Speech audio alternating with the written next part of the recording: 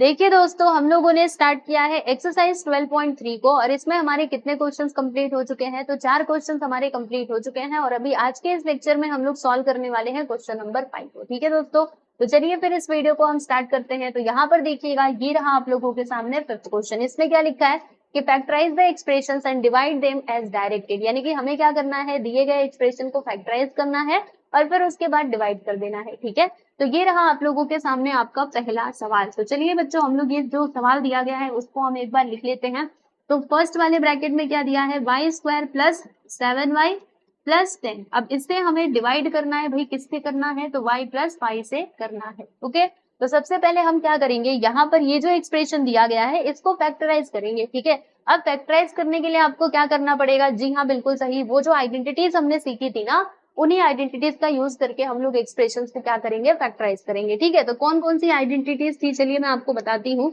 जैसे कि सबसे पहली आइडेंटिटी याद करो, मैंने क्या बताया था, a plus B the whole square किसके इक्वल होता है, A square plus 2ab plus B का स्क्वायर। ठीक है, फिर दूसरी आइडेंटिटी हमने क्या देखी थी, a minus B the whole square which is equal to A square minus 2ab plus B का स्क्वायर। ओके, फिर तीसरी आइडेंटिटी हमने क्या सीखी थी, A square minus B square which is equal to A minus B into A plus B, ये भी तो हमने देखा था, याद कीजिए।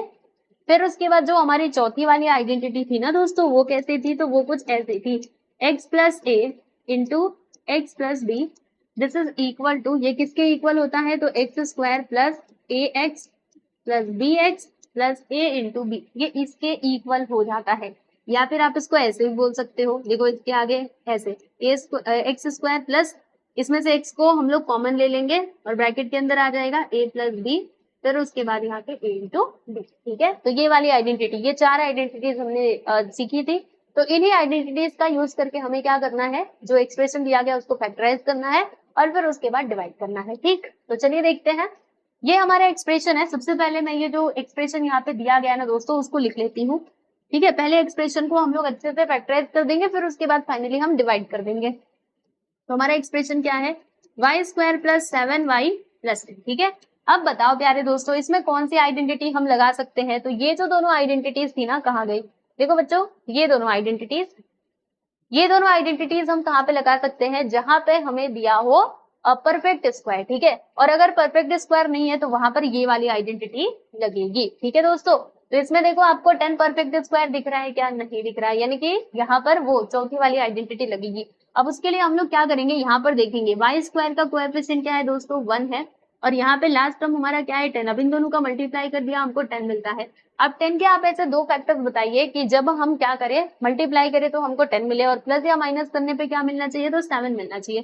तो ऐसे दो फैक्टर्स क्या क्या हो सकते हैं, सोचो, फटाक से सोचो, याद आया, हाँ बिल्कुल, 5 और 2 यहाँ पर हो जाएंगे, क्योंकि 5 2 10 होता है और 5 और 2 मिलाकर के क्या हो जाएगा, 7 हो जाएगा। ठीक है, तो अकॉर्डिंग टू दिस आइडेंटिटी ध्यान दीजिएगा, क्या आता है, सबसे पहले x का स्क्वायर, फिर यहाँ पर क्या आता है मिडिल टर्म में ax प्लस bx। ठीक है, प्लस a इंटू बी, तो सेम चीज इसमें भी होगा, ध्यान से देखो, वाई स्क्वायर प्लस 7y की जगह पे हम क्या लिखेंगे, 5y प्लस 2y, और जो हमारा लास्ट टर्म है उसे तो हमें लिखना ही पड़ेगा। अब देखिएगा, इसमें से हम क्या कॉमन ले सकते हैं, y को कॉमन ले सकते हैं, तो ब्रैकेट के अंदर क्या बचेगा, यहाँ पे दो बार y था, एक y बाहर गया, एक y बचा हुआ है, और यहाँ पे खाली बस 5। ठीक है, फिर उसके बाद इसमें से हमने 2 को कॉमन ले लिया, तो ब्रैकेट के अंदर क्या बचेगा, यहाँ पे y बचेगा। अब ये 10 को ना आप 2 से डिवाइड कर दो, तो कितने बार में जाएगा, 5 बार में, 2 5 10।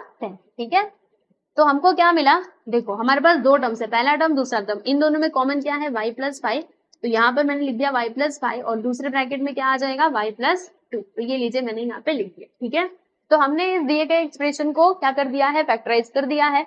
अब उसके बाद हम लोग डिवाइड कर देते हैं। तो देखो दोस्तों होगा कैसे, यहाँ पे मैं लिखूंगी कि देयरफॉर, देखिए इसकी जगह पे हम क्या लिख सकते हैं, क्योंकि हमें इसकी की मदद से तो ये सब कुछ मिला है ना, तो इसकी जगह पे हम क्या लिख सकते हैं, इसको लिख सकते हैं, पहले क्वेश्चन लिख लेते हैं, y square plus 7y plus 10 divided by y plus 5। ठीक है, अब क्योंकि हमने इस एक्सप्रेशन को पूरा क्या करा दोस्तों, फैक्टराइज किया, तो हमें क्या मिलता है, y प्लस 5। ठीक है, और दूसरे ब्रैकेट में मिलता है y प्लस 2, और नीचे क्या है दोस्तों, नीचे हमारा y प्लस 5। ठीक है, तो अब क्या होगा, क्या कुछ कट रहा है बताइए, तो y प्लस 5 से y प्लस 5 कट जाएगा, और बचेगा क्या, तो बचेगा y+2। तो इसीलिए मैं यहाँ पर लिख देती हूँ y+2। ठीक है, रुको, y+2 हमारा करेक्ट आंसर हो जाएगा। तो ये लीजिए हम यहाँ पे लिख देते हैं कि y+2 ये है आपका करेक्ट आंसर। ठीक है, चलिए आगे बढ़ते हैं और बात करेंगे हम लोग दूसरे सवाल की। तो सेकंड क्वेश्चन आपके स्क्रीन पर ये रहा।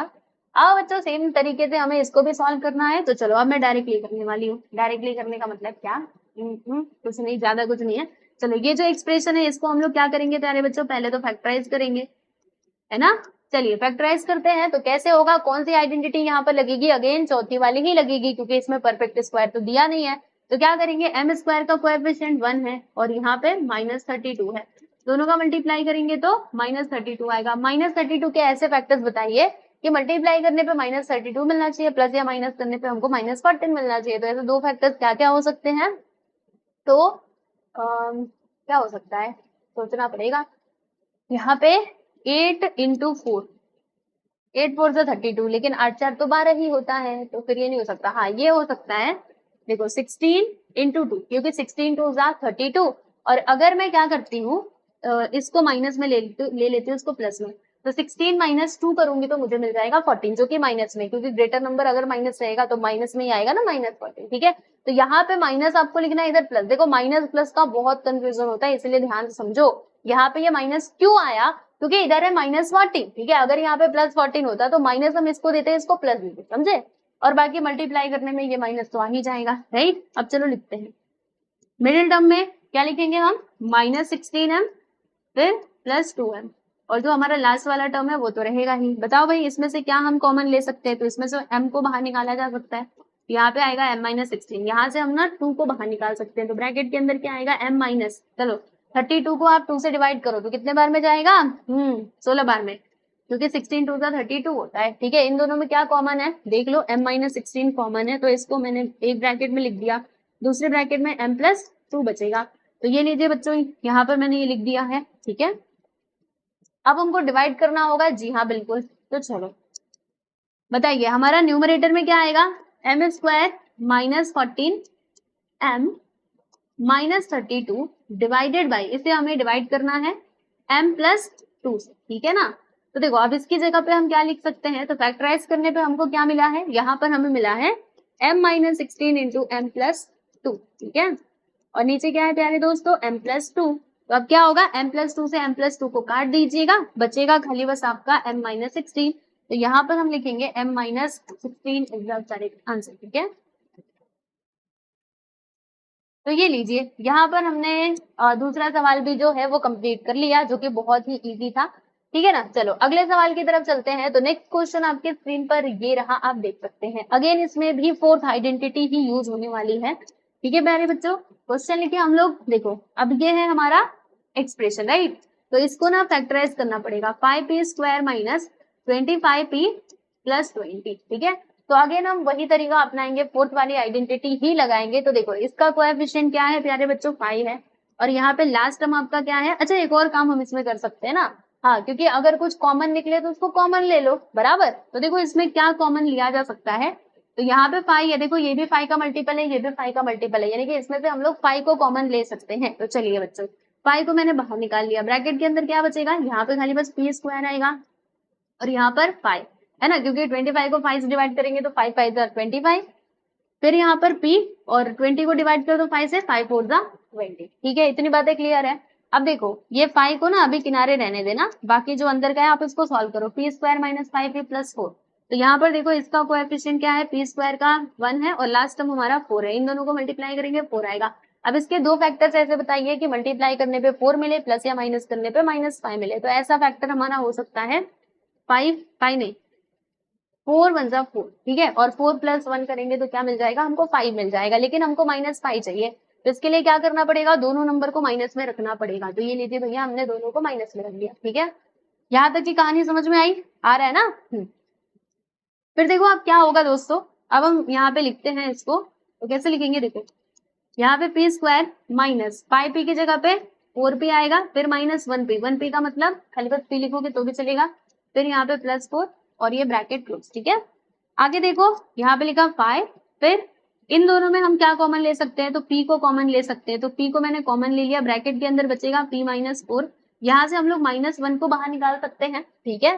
तो फिर ब्रैकेट के अंदर क्या आएगा, देखो ये माइनस में ये प्लस में, मैंने आपको बताया था जब माइनस बाहर निकले तो जो नंबर पहले माइनस में था वो प्लस में हो जाता है, जो पहले प्लस में था वो माइनस में हो जाता है। तो ये माइनस में था ना, तो अब ये प्लस भी हो जाएगा, ये प्लस में था तो ये यहाँ पे -4 हो जाएगा, ठीक है। चलो आगे चलते हैं, यहाँ पे लिख दिया 5, फिर उसके बाद देखो p माइनस 4 p माइनस 4, तो मैंने यहाँ से p माइनस 4 को कॉमन निकाल लिया, ठीक है। फिर दूसरे ब्रैकेट में क्या आएगा, p माइनस 1, ओके। तो जब हमने इसको फैक्टराइज किया तो हमें इसके कितने फैक्टर्स मिले, देखो p माइनस 4 और दूसरे ब्रैकेट में p माइनस 1 मिलता है, ओके। यहाँ तक की कहानी समझ में आ गई। अब चलो बच्चों हम लोग p माइनस 1 से इसको डिवाइड करते हैं। तो अब हम क्या लिखेंगे, यहाँ पे लिखेंगे कि देयरफॉर हमारा क्वेश्चन क्या था भाई, तो क्वेश्चन था हमारा कि 5p square minus 25p plus 20, इससे हमको डिवाइड करना था, किससे डिवाइड करना था प्यारे साथियों, p माइनस 1 से डिवाइड करना था। तो जब हमने इसको फैक्टराइज किया तो हमें क्या मिला, जो मिला उसे हम लिख लेते हैं। तो यहाँ पर हमको मिला 5p माइनस 4, दूसरे ब्रैकेट में p माइनस 1, और नीचे क्या था प्यारे दोस्तों, p माइनस 1, ठीक है। अब देखो बच्चा यहाँ पे कुछ कटे तो काट दीजिए, तो p माइनस 1 से p माइनस 1 कट जाएगा, बराबर। बचेगा क्या, जो बचेगा वही आपका आंसर है। तो बच क्या रहा है भाई, देख लेते हैं और लिख लेते हैं। देखो यहाँ पर हमें मिल जाएगा 5, फिर ब्रैकेट के अंदर p माइनस 4, और यही आपका राइट आंसर होगा, ठीक है। तो यस, यहाँ पर हमने ये तीसरा सवाल भी सॉल्व कर लिया है, आप देख सकते हैं, ये लीजिए आप लोगों के सामने ये रहा सॉल्यूशन, ठीक है। नेक्स्ट क्वेश्चन हम लोग देखेंगे, अगला सवाल आपके स्क्रीन पर ये रहा, आप देख सकते हैं 4th में, ठीक है। तो फिर से हमें क्या करना पड़ेगा, एक्सप्रेशन को फैक्टराइज करना पड़ेगा। चलो भैया करते हैं। तो यहाँ पर मैंने लिख दिया है सॉल्यूशन। देखो दोस्तों अब भी हम लोग क्या कर सकते हैं, यस, अब यहाँ पे हम लोग एक काम कर सकते हैं, रुको, ये है कंप्लीट स्क्वायर, ठीक है। तो अगर मैं यहाँ पे 4 लिखूं तो हमारा काम हो पाएगा, क्योंकि ये परफेक्ट स्क्वायर है ना। तो अगर मैं यहाँ पे करती हूँ, मान लीजिए 4 का स्क्वायर, ठीक है, तो यहाँ पे हमारा ये होगा b, ये हो जाएगा, ठीक है। तो 2 इंटू 1 इंटू 4 टू द 8 आना चाहिए। मतलब अगेन इसमें हम लोग पहली या फिर दूसरी आइडेंटिटी यूज नहीं कर सकते, क्योंकि बीच में दिया है 6z। अगर यहाँ पर 8 होता तब तो कहीं थोड़ा बहुत चांस बनता है कि हाँ यूज कर लो। और दूसरी चीज यहाँ पे माइनस भी दे दिया है, मतलब फर्स्ट या फिर सेकेंड आइडेंटिटी यहाँ पे नहीं लगेगी, वही हमारी फोर्थ वाली आइडेंटिटी ही लगेगी, ठीक है। तो इस एक्सप्रेशन को हम लिखते हैं Z square plus 6z minus 16। देखो बस मैंने अभी इसी को लिखा है, ये तो जब हम डिवाइड करेंगे ना तब इसको लिखेंगे, ठीक है। चलिए तो कैसे होगा, सेम चीज यहाँ पे देखो, इसका कोएफिशिएंट कुछ नहीं मतलब 1, और यहाँ पे -16, दोनों का मल्टीप्लाई किया तो -16 मिला। अब इसके ऐसे दो फैक्टर्स बताइए कि मल्टीप्लाई करें तो हमको -16 मिले, और प्लस या माइनस करने पे क्या मिलना चाहिए, तो हमें मिलना चाहिए +6। तो ऐसे दो फैक्टर्स तो मुझे मिल चुके हैं, 8 और 2, और कौन सा माइनस में रहेगा, तो हमें +6 चाहिए ना। तो छोटा नंबर को माइनस करो, बड़े नंबर को प्लस करो। अगर यहाँ पे -6 होता तो इसे माइनस करते, इसे हम प्लस करते, ठीक है। चलो अब लिखते हैं जेड स्क्वायर, फिर क्या आएगा plus 8z minus 2z minus 16। ले लो भैया कॉमन, इसमें से हम कॉमन ले सकते हैं z को, तो ब्रैकेट के अंदर आएगा z प्लस 8, यहाँ से हम लोग -2 को बाहर ले सकते हैं, तो -2 बाहर गया, यहाँ पे खाली बस z आएगा। देखो -2 को बाहर निकाला है, बार बार मैंने बताया कि अगर माइनस बाहर निकालते हो तो जो पहले माइनस में था वो प्लस में हो जाता है। तो ये माइनस में था ना दोस्तों, ये प्लस में हो जाएगा, और 16 को 2 से डिवाइड करोगे तो ये 8 बार में जाएगा, 2 8 16, ठीक है। अब हम क्या करें, तो z प्लस 8 देखो कॉमन है, दोनों में है, लिख दिया मैंने। दूसरे ब्रैकेट में हमारा आ जाएगा z माइनस 2, ठीक है, कोई परेशानी नहीं ना। चलो यहाँ तक हमने कर लिया, इस एक्सप्रेशन को जो है फैक्टराइज कर दिया, ठीक है। अब चलो बच्चों हम लोग डिवाइड करते हैं फाइनली। तो यहाँ पर हम लिखेंगे देयरफॉर 4yz ब्रैकेट के अंदर z square plus 6z minus 16 divided by 2y bracket के अंदर z प्लस 8, ठीक है। चलो अब इसको हम डिवाइड करें तो कैसे होगा, देखिएगा पूरा मैं लिख देती हूँ पहली बात तो। 4yz ब्रैकेट के अंदर क्या आएगा, देखो जब हमने इसको फैक्टराइज किया था तो क्या मिला था, z प्लस 8 और z माइनस 2, दूसरे ब्रैकेट में आ जाएगा दोस्तों z माइनस 2, फिर नीचे क्या आएगा, यहाँ पे 2y आ जाएगा, और फिर यहाँ पर z प्लस 8, ठीक है। चलो अब उसके बाद से यहाँ पे कुछ कटे तो हम काट देते हैं, तो z प्लस 8 से z प्लस 8 कट जाएगा, y से y यहाँ पे कट जाएगा, 2 1 2 2 2 4, ठीक है। अब जो कुछ भी बचा हुआ है ना उसे हम यहाँ पे लिख लेते हैं। तो बताओ भाई क्या लिखे, यहाँ पे आ जाएगा हमारा 2z, आप देख सकते हैं, है ना, देखो 2z, फिर ऊपर क्या है और z माइनस 2, ठीक है, और इसमें कुछ कट तो नहीं रहा और कुछ नहीं कट रहा, यानी यही आपका करेक्ट आंसर हो जाएगा। ठीक है, चलिए तो आगे चलते हैं। चौथा सवाल यहाँ पे होता है समाप्त। आप देख लो इसको अच्छे से। अब हम बात करते हैं हमारे अगले सवाल यानी कि 5th क्वेश्चन की। तो 5वां सवाल आप लोगों के स्क्रीन पर ये रहा। तो अगेन हम लोग क्या करने वाले, फैक्टराइज करने वाले हैं। तो प्यारे बच्चों, इसको कैसे फैक्टराइज करेंगे, तो इसमें हमको ज्यादा टेंशन लेने की जरूरत नहीं है, क्योंकि इसमें तो एक आइडेंटिटी यूज हो जाएगी, तो थर्ड वाली आइडेंटिटी थी ना वो। ठीक है, तो चलो अभी डायरेक्टली हम डिवाइड करेंगे। यहाँ पे 5 pq लिख दिया, यहाँ पे लिखेंगे p स्क्वायर माइनस q का स्क्वायर, और नीचे क्या आएगा, नीचे हमारा डिवाइजर क्या बनेगा 2p, और यहाँ पे p प्लस q। ठीक है, अब क्या करना है प्यारे साथियों, अब यहाँ पर हमें एक आइडेंटिटी का यूज करना है। कौन सी आइडेंटिटी, अभी पता लग जाएगी, रुको। पहले यहाँ पे देखो कुछ कटे तो उसको काट दो। ये देखो p से p यहाँ पे कट जाएगा। ठीक है, बाकी जो बचा है उसे लिख दीजिए। यहाँ पे 5q बचा हुआ है और नीचे बचा है 2p प्लस। अब देखो दोस्तों, इसमें हम लोग ये वाली आइडेंटिटी लगा सकते हैं। कौन सी, ये वाली, this is equal to a minus B into A minus A plus B. ठीक है, तो ये वाली आइडेंटिटी हम लोग इसके अंदर लगाएंगे इसमें। तो ये समझो a है b है, तो क्या आएगा, एक बार p माइनस क्यू, दूसरे ब्रैकेट में आ जाएगा हमारा p प्लस क्यू। ठीक है, अब यहाँ पे काटो, देखो क्या होगा, देखो p प्लस क्यू से p प्लस क्यू यहाँ पे कट जाएगा, और कुछ कैंसिल आउट हो रहा है क्या, नहीं हो रहा, मतलब यही हमारा राइट आंसर हो जाएगा। तो चलो बच्चे फाइनल आंसर हम लिख देते हैं। क्या लिखेंगे, देखो पाई अपॉन यहाँ पे 5q, और ऊपर आएगा हमारा p माइनस क्यू, नीचे आ जाएगा हमारा 2। ठीक है, आप इसका आंसर ऐसे भी लिख सकते हैं या फिर ऐसे भी लिख सकते हैं कि पाई अपॉन 2 को आप ऐसे लिख दो और फिर यहाँ पे q और p माइनस क्यू। ठीक है, तो ये आपका करेक्ट आंसर हो जाएगा। अब देखो हमने 5वां सवाल भी जो है वो सुलझा लिया। ठीक है, जो कि बहुत ईजी था। अब बढ़ते हैं दोस्तों आगे और बात करते हैं हमारे छठे सवाल की। छठवां सवाल भी काफी आसान ही दिख रहा है, और इसमें भी हम लोग आइडेंटिटी लगा लेंगे, वही वाली आइडेंटिटी जो अभी हमने पीछे यूज करी थी, a square minus B square वाली। ठीक है, तो चलो अभी इसको भी हम डायरेक्टली करेंगे, क्योंकि ये कुछ लंबा चौड़ा जाने नहीं वाला है ना, तो इसीलिए डायरेक्टली डिवीजन के फॉर्म में ही लिख देते हैं। 12xy, फिर उसके बाद यहाँ पे 9x स्क्वायर माइनस 16y का स्क्वायर, ब्रैकेट क्लोज, और नीचे क्या आएगा 4xy, और यहाँ पे 3x प्लस 4y। ठीक है, अब देखो सबसे पहली बात, कुछ कटे तो उसको काट दो। तो बिल्कुल देखो, ये xy से xy कट जाएगा, 4 1 जा 4, 4 3 जा 12, यानी कि ऊपर क्या बच रहा है भाई, तो ऊपर हमारा है 3। ठीक है, और देखो दोस्तों इसमें क्या होगा, ये जो 9 है, 9 को हम कैसे लिख सकते हैं, 9 जो है ये किसका स्क्वायर होता है, तो 9 आपका स्क्वायर होता है 3 का, यानी हम इन दोनों को ऐसे लिख सकते हैं 3। ठीक है, 9 का स्क्वायर 3, मतलब 3 का स्क्वायर 9 होता है, तो 9 की जगह पे हम लोग 3 का स्क्वायर लिख सकते हैं। इधर x का भी स्क्वायर है, तो इन दोनों को हमने साथ में लेकर के स्क्वायर को कॉमन ले लिया। ठीक है, यहाँ से देखिएगा, इसमें से हम लोग 16 को ऐसे लिख सकते हैं 4 का स्क्वायर करके, और इधर y का भी स्क्वायर है, तो दोनों को एक साथ लिख के हमने स्क्वायर को कॉमन ले लिया। ठीक है, फिर डिवीजन में क्या है आप देख सकते हैं 3x प्लस 4y। ठीक है, यहाँ तक में कोई समस्या बताइए। चलिए आगे बढ़ते हैं।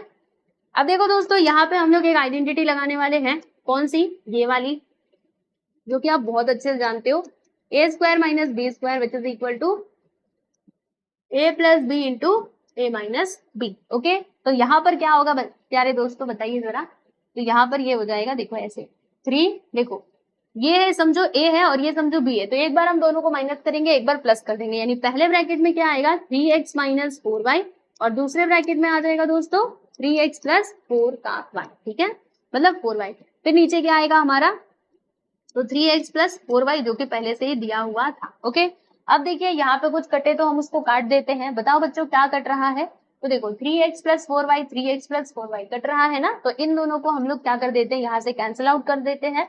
फिर बचेगा क्या, उसे हम लिख लेते हैं। तो यहाँ पर आएगा 3, फिर ब्रैकेट के अंदर 3x माइनस 4y, और यही आपका राइट आंसर है। तो ये लीजिए, यहाँ पर हमने छठवां सवाल जो है ये भी कंप्लीट कर लिया, और अब हम बढ़ते हैं आगे। चलिए बच्चों अब आगे चलेंगे, लेकिन देखिए जरा इसका कलर बदल लेने दो। लो भैया बदल दिया। अब ये आपका लास्ट क्वेश्चन है आई थिंक, हाँ बिल्कुल, ये हमारा लास्ट क्वेश्चन है हमारे इस एक्सरसाइज 12.3 का। ठीक है बच्चों, तो चलो इसको सॉल्व करें। कैसे करेंगे, तो अगेन यहाँ पर वही वाली आइडेंटिटी लगने वाली है, थर्ड आइडेंटिटी ही लगेगी। और कैसे लगेगी मैं आपको समझाती हूँ, डोंट वरी। 39y का क्यूब यहाँ पे लिख दिया हमने, 50y का स्क्वायर माइनस 98 डिवाइडेड बाई क्या आएगा 26 y स्क्वायर, ब्रैकेट के अंदर 5y प्लस। ठीक है, यहाँ तक में कोई परेशानी बताओ जरा। चलो देखो कुछ कटे तो काट देना चाहिए, तो देखो बच्चों y क्यूब वाई स्क्वायर, तो वाई स्क्वायर से वाई स्क्वायर कट जाएगा, यहाँ पे एक y बचेगा। फिर इन दोनों को हम लोग 13 से कैंसिल कर सकते हैं। 13 2 26 और 13 3 39। ओके, अब जो भी बचा हुआ है उसे हमें लिख लेना चाहिए। तो आए बच्चों लिख लेते हैं। ऊपर बचा है यहाँ पे 3y और नीचे जो है ये हमारा 2 भी बचा हुआ है। ठीक है, अब देखो ऊपर में हम क्या कर सकते हैं। तो देखो बच्चों आपको मैं एक बात बताती हूँ, रुको 1 मिनट, हाँ थोड़ा नीचे लिखने दो। यहाँ पे 3y, देखो इसमें से ना हम लोग कुछ बाहर निकाल सकते हैं क्या? ध्यान से देखो, क्योंकि अब भी अगर आप देखेंगे तो ये 50 है, ये 98 है, तो ये किसी मतलब ये परफेक्ट स्क्वायर तो होते ही नहीं है, तो फिर हम कैसे इसको स्क्वायर के फॉर्म में लिखे? नहीं लिख पाएंगे। तो इसके लिए क्या करना पड़ेगा, यहाँ से कुछ ना कुछ तो बाहर निकालना पड़ेगा। तो दोनों में से बच्चों हम लोग बाहर निकाल सकते हैं किसको? 20 नहीं, 2 को हम बाहर निकाल सकते हैं। तो देखिए मैंने 2 को बाहर ले लिया। ऐसा करने से क्या होगा, देखो यहाँ पे क्या आएगा, अगर मैं 50 को 2 से डिवाइड करूँ तो 25 आ जाता है। फिर यहाँ पे y का स्क्वायर, और 98 को 2 से डिवाइड करेंगे तो 2 4 जा 8 और 2 9 जा 18। ठीक है, ऐसे आ जाएगा। और नीचे देखो क्या है, क्या था, 2 ब्रैकेट के अंदर 5 प्लस 7, 5y प्लस 7। ठीक है, अब देखो बच्चों यहाँ पे कुछ कट रहा है क्या? जी हाँ बिल्कुल, देखो 2 से 2 यहाँ पे कैंसिल आउट हो जाएगा। अब इसमें हम लोग आइडेंटिटी का यूज करेंगे, लेकिन रुको जरा, रुको, हाँ बताती हूँ कैसे होगा। देखो यहाँ पे लिखा 3, फिर ब्रैकेट के अंदर आप देख सकते हैं ये है 25 y का स्क्वायर। तो 25 को हम लोग पाई का स्क्वायर करके लिख सकते हैं। फिर हमने y को ले लिया तो यहाँ पे पूरा स्क्वायर को कॉमन ले लिया। 49 को हम ऐसे लिख सकते हैं 7 का स्क्वायर करके, bracket close and divided by 5y plus 7। ये लीजिए भैया हमने लिख दिया। अच्छा बच्चों अब क्या करना है, तो अब इसमें हम लोग आइडेंटिटी लगाएंगे। कौन सी आइडेंटिटी? वही जो हम अब तक यूज करते हुए आए हैं।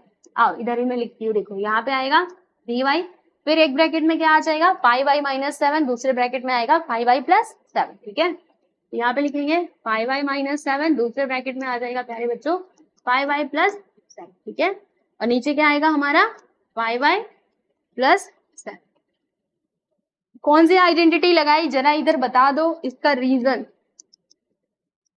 a square minus B square which is equal to a minus B into A plus B. Okay, bracket close. चलो देखो अब यहाँ पे आप कैंसिल आउट कर सकते हो, कुछ कट रहा है तो 5y plus 7, 5y plus 7 cut जाएगा और जो बचा वही आपका हो जाएगा भाई फाइनल आंसर। ठीक है, तो चलो फाइनल आंसर हम लिख देते हैं 3y, फिर ब्रैकेट के अंदर आएगा 5y माइनस 7। ओके, तो ये देख सकते हैं यहाँ पर हमने पांचवा सवाल जो है ये भी सॉल्व कर लिया और इसी के साथ ही हमारा ये जो चैप्टर था फैक्टराइजेशन ये भी होता है कंप्लीट। ठीक है, तो देख लीजिए दोस्तों, और अगर आप लोगों को इसके पीडीएफ फाइल चाहिए, यानी जितने भी एक्सरसाइज मैं आपको सॉल्व करवा रही हूँ, अगर आपको उसके पीडीएफ चाहिए तो जरूर आप हमारे टेलीग्राम चैनल से जुड़ जाइएगा।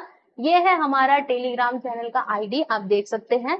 और बाकी अगर आप चाहें तो मुझे इंस्टाग्राम पे फॉलो कर सकते हैं फॉर मोर अपडेट्स। ठीक है, तो चलिए बच्चों आज के लिए बस इतना ही, मिलते हैं बहुत ही जल्द हम लोग नेक्स्ट वीडियो में। सब लोग अपना ध्यान रखिए और बहुत अच्छे से पढ़ाई करते रहिए। ठीक है, चलिए बाय एवरीवन।